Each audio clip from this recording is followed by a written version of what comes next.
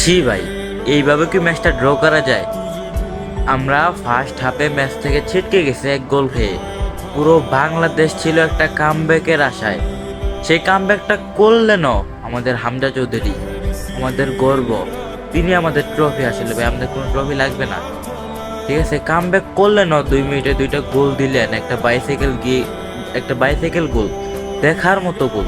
ঠিক আছে, কিন্তু তারপরে তিনি যখন মাঠ থেকে উঠে গেলেন লাস্ট মুহূর্তে এসে, আর 2টা মিনিট সার্ভাইভ করতে পারলাম না। এদেরকে নিয়ে কেমনে কি হবে আমি বুঝলাম না আসলে ভাই। লাস্ট মুহূর্তে এসে গোল খাওয়া কি ভাই বাংলাদেশের মানে কি বলবো, যে নেশা হয়ে গেছে না পেশা হয়ে গেছে বুঝতেছি না আমি। এটা কোনোভাবে মানার যোগ্য না ভাই। এই ড্র হারের সমান, এই ড্র সন্তুষ্ট না আমরা। এই ড্র যদি হংকংয়ের সাথে হতো তাহলে আমরা সন্তুষ্ট ছিলাম, কিন্তু নেপালের সাথে এরকম ড্র আমরা সন্তুষ্ট না। ঠিক আছে, এখন আপনাদের মতামতটা জানাতে পারেন। আমার মতামত আমি শেয়ার করলাম।